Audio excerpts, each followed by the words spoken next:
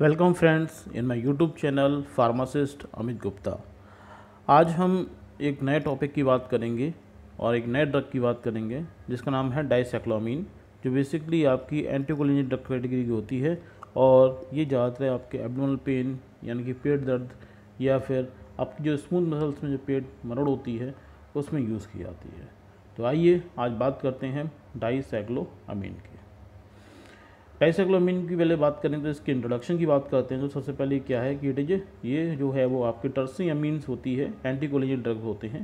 एंटीकोलिन drugs आपको मैं बता चुका हूँ पहले भी, मैं दोबारा बात कर रहा हूँ। एंटीकोलिन ड्रग वो होते हैं जो कि आपके कोलिनर्जिक रिस्पॉन्स को कम कर देते हैं, यानी जो एस्टाइल कोलिन की वजह से जो हमारी बॉडी में रिस्पॉन्स आते हैं उसको ब्लॉक करने वाली जितनी ड्रग होती है वो सब किस में आती है, एंटीकोलिनर्जिक ड्रग्स में आती हैं। तो ये भी एक तरह से क्या है, एंटीकोलिनर्जिक है, यानी एस्टाइल कोलिन के कहीं ना कहीं रिस्पांस को ये कम कर रही होगी। आइए अब बात करते हैं इसके ब्रांड नेम की। बहुत सारे ब्रांड नेम इसके अवेलेबल हैं और ख़ासकर डिफरेंट कॉम्बिनेशन में इसके ब्रांड बहुत अवेलेबल है मार्केट में, लेकिन सिंगल ब्रांड नेम से कमी है। जैसे इसमें जो मैंने यहाँ ब्रांड नेम दे रखे हैं जो सिंगल कंटेंट के नाम से अवेलेबल है मार्केट के अंदर, जैसे आपका स्पेसवन, स्पाज्मो, प्रॉक्सीबोन, कॉलीगोन, एक आपका साइक्लोस्पाज्म डी ये कॉम्बिनेशन में आता है, और साइक्लोमीन। ठीक है, ये डिफरेंट डोजेज होती हैं, मिलेंगी आपको 20 mg में, 40 mg में, और इंजेक्शन की फॉर्म में भी ये आपके मार्केट में अवेलेबल है। अब बात करते हैं इसके मोड ऑफ एक्शन की, किस तरीके से ये काम करती हैं, अपना एक्शन प्रोड्यूस करती हैं। तो मैकेनिज्म एक्शन का क्या हो सकता है, तो ये क्या करते हैं, it block the M1 cholinergic receptor. जो M1 कोलिनेज रिसेप्टर होते हैं, कोलिनेज रिसेप्टर्स मैंने आपको बताए थे 3 टाइप के होते हैं, M1, M2, M3। जो M1 कोलिनेज रिसेप्टर होते हैं बेसिकली हमारी जो गैस्ट्रोइंटेस्टाइनल की मसल्स है, जो स्मूथ मसल्स होती है उसके ऊपर प्रेजेंट होते हैं। तो ये M1 रिसेप्टर जो कोलिनेज रिसेप्टर है इसको ये ब्लॉक कर देते हैं, जो स्मूथ मसल्स अवेलेबल हैं, स्पेशली कहाँ पर, आपकी गैस्ट्रिक GIT की मसल्स पर। ठीक है, और inhibit the response of acetylcholine और M1 रिसेप्टर। और एस्टाइलकोलिन का रिस्पॉन्स जो होता है, जो एस्टाइलकोलिन इस पर जाके बाइंड नहीं हो पाएगा M1 रिसेप्टर पे, और जब बाइंड नहीं हो पाएगा तो कोई भी रिस्पॉन्स प्रोड्यूस नहीं होगा, जिसकी वजह से क्या होगा कि जो एस्टाइलकोलिन की वजह से जो कॉन्ट्रैक्शन हो रहा था स्मूथ मसल्स में, वो कॉन्ट्रैक्शन ना होकर रिलैक्सेशन होने लगेगा। This result inhibit the contraction response of smooth muscles. आइए अब बात करते हैं इसके एक्शन की, क्या क्या ये एक्शन प्रोड्यूस करेंगे, क्या क्या इसके फार्मोलॉजिकल एक्शन होंगे। तो पहला फार्मुलेशन क्या है, ये डायरेक्टली स्मूथ मसल्स को रिलैक्स कर देते हैं, जो और साथ में कुछ आपके be somewhat M1 selective anticholinergic action को ही प्रोड्यूस करते हैं, यानी कुछ जो M1 रिसेप्टर ब्लॉक करने की वजह से कुछ इसके एंटीकोलिन इफेक्ट होते हैं वो भी आते हैं, जैसे ड्राइनेस ऑफ माउथ है, कॉन्स्टिपेशन है, वलर विजन है, इस तरह की चीज़ें और देखने को मिलती हैं जो कि एंटीकोलिन रिएक्शंस के वीक होती हैं, लेकिन ज़्यादा सीवियर नहीं होती हैं, हल्की होती हैं। ठीक है, और it also has a anti rheumatic property, यानी कि ये वोमिटिंग को भी रोकने का काम करते हैं, क्योंकि ये M1 रिसेप्टर ब्लॉक करते हैं। M1 रिसेप्टर भी आपका एक जगह और होता है जिसे बोलते हैं जो आपकी मसल्स जब ब्लॉक, जो गैस्ट्रोइंटेस्टाइनल की मसल्स हैं वो अगर कांटेक्ट नहीं हो रही हैं, वो मोशन नहीं करेंगे, तो वोमिटिंग भी होने के चांसेस कम हो जाएंगे, क्योंकि अगर उनका मोशंस पॉजिटिव डायरेक्शन में होता है तो स्टूल आगे बढ़ता है, यानी हमारा जो फूड है वो आगे बढ़ता है, और अपोजिट डायरेक्शन में मोशन होगा तो क्या होती है, वोमिटिंग हो जाती है। तो ये एक तरह से क्या कर रहे हैं, ये मोशन को या मसल्स की जो कॉन्ट्रैक्शन है उसको रोक दे रहे हैं, रोक देंगे तो मोशन रुक जाएगा, जिसकी वजह से एंटी इमेटिक प्रॉपर्टी भी ये प्रोड्यूस करते हैं, क्योंकि मसल्स रिलैक्स हो गई, मसल्स कोई मोशन नहीं है, मसल्स कॉन्ट्रैक्ट नहीं हो रही है, तो वोमिटिंग के चांसेस भी कम हो जाएंगे। तो एक्शन देखा, एक तरह से ये क्या करती हैं, हमारी GIT मसल्स को रिलैक्स कर देती हैं, और जिसकी वजह से एंटी इमेटिक प्रॉपर्टी भी प्रोड्यूस होती है। नेक्स्ट बात करते हैं इसकी डोज़ क्या क्या हो सकती है। डोज इसकी 20 mg ओरल BD और TDS भी दी जाती है। 20 mg से लेकर 40 mg तक इसकी डोज हो सकती है। इसको BD से लेकर TDS दिया जाता है।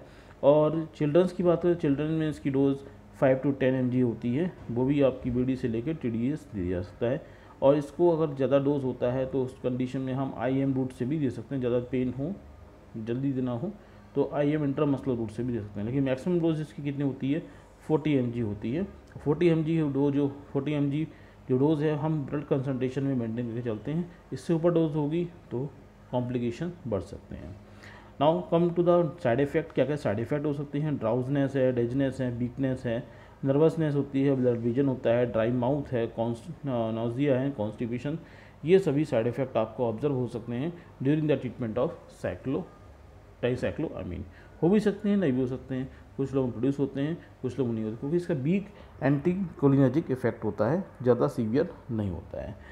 ड्रग इंट्रैक्शन की बात करें तो बहुत सारे ड्रग हैं, इसके साथ में इंटरेक्ट करके ये डिफरेंट रिस्पॉन्स प्रोड्यूस करती है।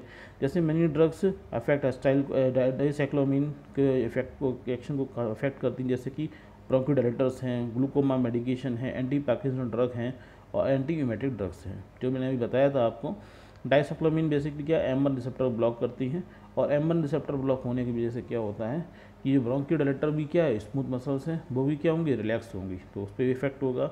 तो ब्रोंकोडायलेटर की भी ड्रग क्या हो, डाइसाइक्लोमीन की ड्रग पे कहीं ना कहीं इफेक्ट डालेंगी, या दोनों एक दूसरे पे इफेक्ट है। ग्लूकोमा मेडिकेशन में कुछ ऐसी ड्रग होती हैं जो M1 रिसेप्टर ब्लॉकर की तरह यूज़ होती हैं, तो वो भी कहीं ना कहीं इसकी इफेक्ट डालेंगे। एंटी पार्किंसन ड्रग्स भी बेसिकली क्या करते हैं, ये भी उसमें भी बेसिकली आपके एस्टाइल कोलिंग रिस्पॉन्स को कम करने वाली ड्रग दी जाती है, ये भी एस्टाइल कोलिंग रिस्पॉन्स को कम कर रही है, तो ये भी कहीं ना कहीं से कोई ना कोई ड्रग इंट्रैक्शन होने के चांसेस हो। एंटीमेटिक हम बात कर ही चुके हैं।